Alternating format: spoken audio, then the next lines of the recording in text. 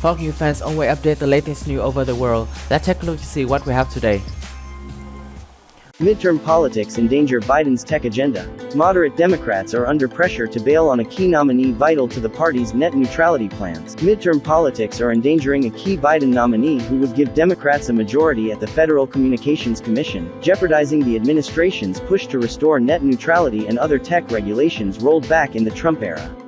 A coalition of Republicans, moderate Democrats and telecom industry allies are ratcheting up pressure on potential swing Democrats to oppose FCC nominee Gigi Sohn, including by calling the progressive consumer advocate an anti-police radical and accusing her of being biased against rural America. Sohn's supporters say these broad swipes, rooted in politically sensitive culture wars, bear little attachment to her actual record.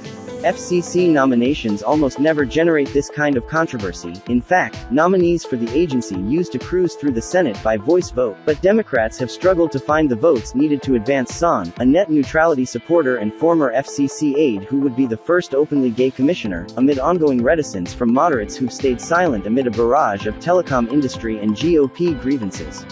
Republican lawmakers and conservative pundits like Fox host Tucker Carlson have delivered 6 months of attacks over her sometimes barbed Twitter posts and claims she would seek to censor right-leaning media. Sohn and her supporters argue Republicans and these industry opponents are fabricating controversies to stymie Democrats' agenda at the FCC.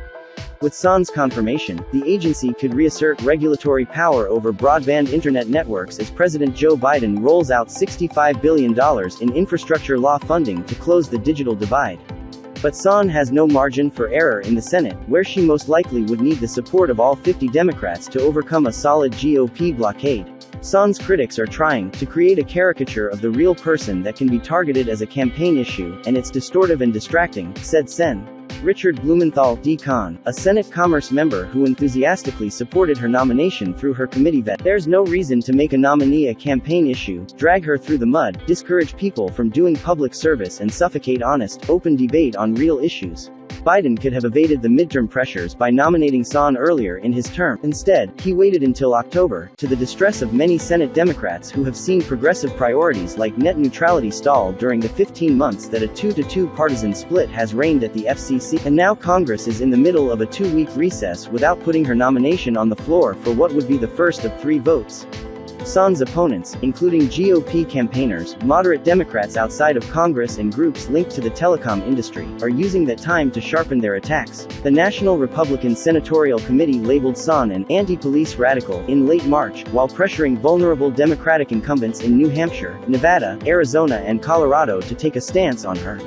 The NRSC cited criticism she has received from the Fraternal Order of Police, which compiled a list of Twitter activity in which Sohn had liked or retweeted posts that criticized police brutality and super expensive prison phone calls, called for an end of no-knock warrants and defended the slogan, "Defund the Police," as calling for more equitable community funding.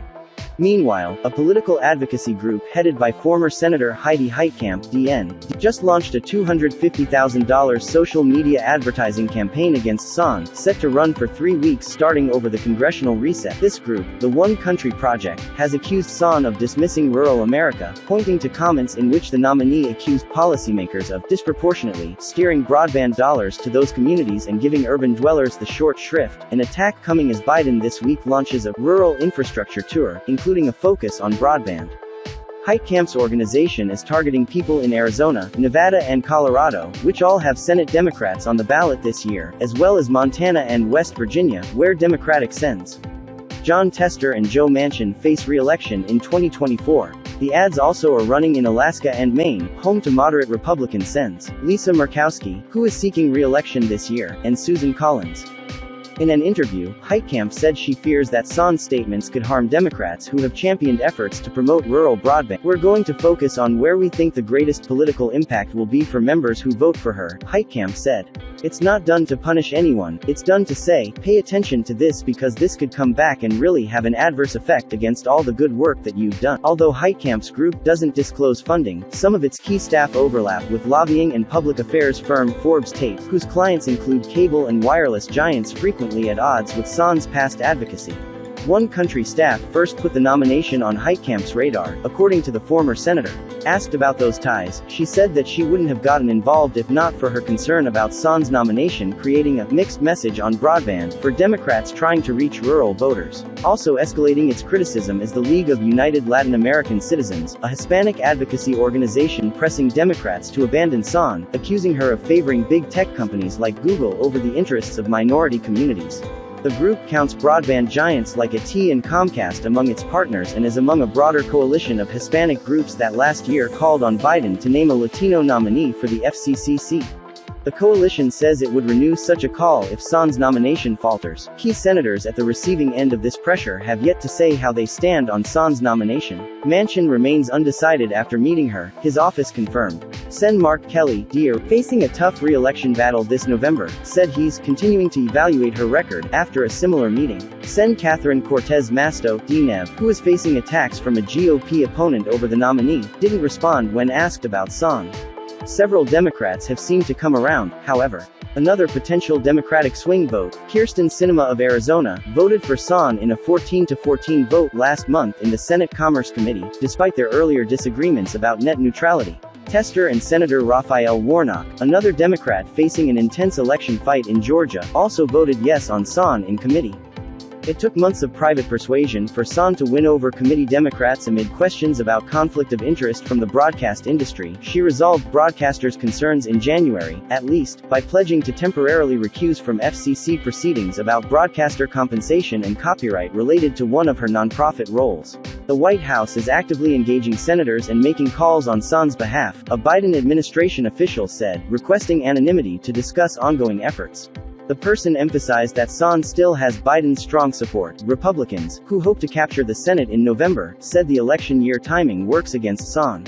You get later into an even-numbered year, it gets harder to process anything, particularly things that are controversial, and her nomination is certainly controversial, said Senate GOP Whip John Thune of South Dakota. And I think there are some Democrats who have issues with her. Son's allies have sought to counter the narratives against her.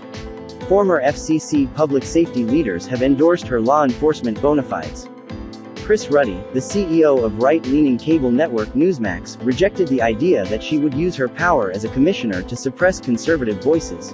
Broadcast executive Byron Allen has touted her commitment to minority media representation, and a Trump-era Agriculture Department leader has insisted that Son cares about rural connectivity. Other industry trade groups representing tech and rural telecom players have pushed the Senate to confirm Son, too, citing her extensive qualifications. But opposition from police could prove challenging for Democrats in a year when Republicans are seizing on spiking crime rates while Biden touts his support for law enforcement.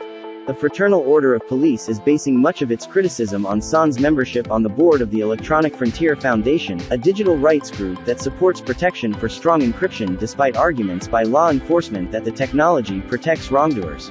Son herself hasn't focused on that issue, however, and her supporters note that encryption is generally beyond FCC jurisdiction. Son has sought to assure FOP Executive Director Jim Pascoe in recent months that she's a supporter of law enforcement, he said in an interview.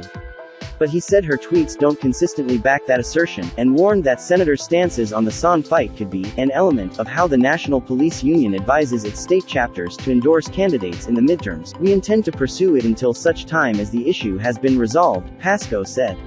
This spring will test whether Democrats can unify their caucus. Senate Commerce Chair Maria Cantwell, D.Y., who is shepherding Biden's tech nominees, blamed floor logistics for the delay in bringing Son to the floor, and said she doesn't think the police pushback is creating problems for the nomination. Cantwell instead sees Republicans using the same playbook to stall Biden's nominees for the FCC, Federal Trade Commission and Consumer Product Safety Commission. Republicans have also blocked Biden's picks for posts including the Federal Reserve and a top bank regulatory post. They're trying to stop pro-consumer advocates from being the majority, Cantwell argued. They're more interested in helping big business. This is the end of our news today. Thanks for watching and see you next time.